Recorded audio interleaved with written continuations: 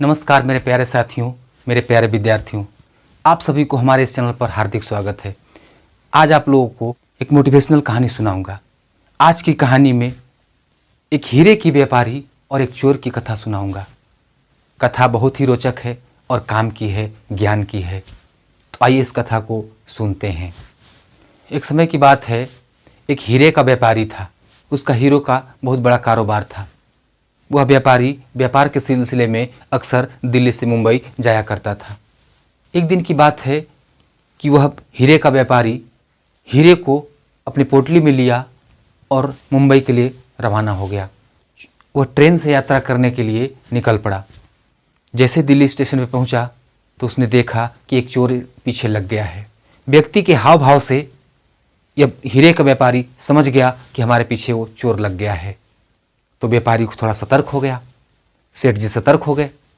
अब दोनों जो है एक ही डिब्बे में, एक ही बोगी में दोनों का सीट होता है। अब चोर जो है वो इस प्रयास में लगा हुआ था कि इस हीरे के व्यापारी का हीरे का पोटली को कैसे हम चुरा के निकल जाएं। तो चोर जो है हीरे के व्यापारी पर नज़र रखने लगा। दिन भर ट्रेन में यात्रा करने के बाद शाम में चोर जो है पहले ही सो गया, क्योंकि रात में उसे चोरी करना था, सेठ जी के पोटली को गायब करना था। उसके बाद 11 बजे के आसपास सेठ जी को नींद आने लगी। तो सेठ जी ने देखा चोर जो है गहरी निद्रा में सोया हुआ है। तो सेठ जी ने अपने हीरे की पोटली को अपने जेब से निकाला और चोर के जेब में रख दिया और सेठ जी मस्त होकर के सो गए। उसके बाद चोर जो है 2 बजे रात में जगा। बोगी में सारे लोग सोए हुए थे। चोर जो है उस व्यापारी के सारे सामान को, बैग तैग को जितना था सब में ढूंढने लगा। उस हीरे की पोटली को खोजने लगा, लेकिन बहुत मेहनत करने के बाद, पूरा खोज लेने के बाद भी चोर को वह पोटली हाथ नहीं लगा। थक हार करके वह चोर सो गया। इधर सेठ जी मस्त सो के जगे और चोर के जेब से अपने हीरे की पोटली निकाली और अपने जेब में रख लिया। 2 दिन की यात्रा थी। अगले दिन भी चोर ने वही प्रक्रिया अपनाया, थोड़ा पहले सो गया। अब इधर सेठ जी को 11-12 बजे रात में जब नींद आने लगी तो देखा कि चोर अभी सोया हुआ है मस्त नींद में। तो सेठ जी ने अपनी पोटली निकाली और चोर के जेब में डाल दिया और मस्त होकर के सेठ जी सो गए। चोर 2 बजे रात में जगा, पूरा सेठ जी का खंगाल लिया, लेकिन कहीं हीरे की पोटली नहीं उसे हाथ लगी। काफ़ी खोजने के बाद जब नहीं मिला तो निराश होकर के चोर सो गया अपनी जगह पे।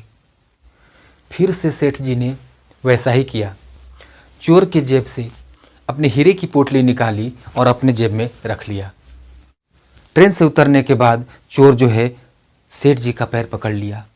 चोर ने कहा, हम चोरी छोड़ देंगे, मेरा बाप चोरी छोड़ देगा, मेरा खानदान चोरी छोड़ देगा, सिर्फ तुम इतना बता दो कि उस हीरे की पोटली को छुपाई किधर थी। तो सेठ जी ने कहा, मूर्ख, जिस प्रकार पूरा संसार, पूरा जगत दूसरे की थाली में झांकता है, उसी प्रकार तुम भी दूसरी तरफ झांकता रहा। अगर एक बार तुमने अपने गिरेबान में झांक लिया होता तो तू चोर नहीं, हीरे का मालिक था, मालिक। तो ये थी छोटी सी कहानी। ये कहानी एक हीरे के व्यापारी और चोर की नहीं है। ये कहानी हम सब पे लागू होती है। हम सब पे इसलिए लागू होती है क्योंकि ईश्वर ने, प्रकृति ने हम सभी के अंदर अमूल्य संभावनाओं की चाबी हमारे मन मस्तिष्क में दे रखा है, लेकिन हम लोग कभी उसे ढूंढते ही नहीं हैं। अपने अंदर कभी झांक के देखते ही नहीं हैं कि हमारी क्या खासियत है, हमारी क्या विशेषता है, मेरे अंदर कौन सा टैलेंट जो है ज़्यादा मजबूत है, जिसको और निखारा जाए तो इस दुनिया में महान इंसान बना जा सकता है। लेकिन हम सब की आदत होती है, हम दूसरे की सफलता को देखते हैं, दूसरे की सफलता की चर्चा करते रहते हैं, हम अपने अंदर घुटते रहते हैं और दूसरे की सफलता की तारीफ करते रहते हैं। कभी अपने अंदर झांक के देखते ही नहीं हैं। आपने देखा होगा कि कुछ विद्यार्थी तैयारी करने आते हैं, सोच के चले थे कि आईएएस की तैयारी करना है। आईएएस की तैयारी करने के लिए दिल्ली मुखर्जी नगर पहुँच जाते हैं। दिल्ली के मुखर्जी नगर में पहुँचते हैं और बड़े शान से कॉलर ऊंचा करके और चलते हैं और कहते हैं कि हम तो आईएएस की तैयारी कर रहे हैं। अपना यूपीएससी की तैयारी चल रहा है। अगर आप उनसे पूछ लीजिए कि आप किस चीज़ की तैयारी करते हैं तो बड़े फ़ख्र से कहेंगे आईएएस की तैयारी कर रहे हैं। लेकिन सबसे बड़ा दुर्भाग्य क्या है, हमने देखा है कि जो लोग यूपीएससी की तैयारी करने जाते हैं 1-2 साल तो खूब अच्छे से तैयारी करेंगे, उसके बाद सीनियर की बात सुनेंगे, कुछ इधर की बात सुनेंगे, कुछ उधर की बात सुनेंगे। जब सीनियर से पूछने जाते हैं तो सीनियर बोलता है बिना हिंदू पढ़े तो तुम्हारा करंट अफेयर्स कंप्लीट ही नहीं होगा। जब तक उस किताब को नहीं पढ़ोगे, जब तक उस किताब को नहीं पढ़ोगे तब तक तुम्हारा यूपीएससी हो ही नहीं सकता है इस जन्म में। अब बेचारा जो नया नया गया है वो फ्रस्ट्रेट हो जाता है और वो सोचता है कि हमारे बस की बात नहीं है। हो सकता है कोई मंगल ग्रह के आदमी होगा जो आईएएस निकालता होगा। अब धीरे धीरे उसके अंदर में फ्रस्ट्रेशन आना शुरू हो जाता है और उससे लगता है कि अब यूपीएससी तो हमसे नहीं होगा, कुछ छोटा मोटा तैयारी कर लेते हैं। इधर यूपीएससी की तैयारी तो चल ही रहा है, छोटा मोटा तैयारी करने लगता है और वह एसएससी, रेलवे, बैंकिंग की तैयारी करना शुरू कर देता है, स्टेट पीसीएस देना शुरू कर देता है। तो 2 साल, 3 साल, 4 साल, 5 साल हो जाता है तैयारी करते करते। चूँकि ध्यान तो बढ़ चुका है, कल एसएससी का फॉर्म भर रहा है, परसों बैंकिंग का फॉर्म भर रहा है, कभी सीआईएसएफ का फॉर्म भर रहा है। तरह तरह के एग्ज़ाम में फार्म भर भर के उसका दिमाग दही बन गया। वो सोच तो रहा है कि हम यूपीएससी की तैयारी कर रहे हैं, बट यूपीएससी की तैयारी हो नहीं रहा है। वह तो बाहरी जगत में देख रहा है, जैसे उसके सीनियर्स कर रहे हैं वैसे ही देख रहा है। यूपीएससी के रास्ते को बदल करके वह छोटे एग्जाम्स की ओर भागने लगा और ऐसे ही करते करते अटेम्प्ट ख़त्म हो जाता है, एज ख़त्म हो जाता है। तब उसे समझ में आता है कि हमने कहाँ कहाँ गलती कर दी। तब उसे अफसोस होता है कि यदि हम सीनियर की बात न मान करके और लोगों की आलतू फालतू की सलाह को न मान करके अपने अंदर की प्रतिभा को अगर पहचाने होते, लगातार एक ही फील्ड में लगे होते, एक ही रास्ते पे चल रहे होते, तो यूपीएससी में सिलेक्शन हो जाता। लेकिन यूपीएससी एक सपना बन के रह जाता है और छोटे एग्ज़ाम्स हाथ से निकल चले जाते हैं। तो ऐसी भी कहानियाँ विद्यार्थियों के जीवन में देखने को मिलता है। ऐसे भटके हुए विद्यार्थी कौन लोग होते हैं?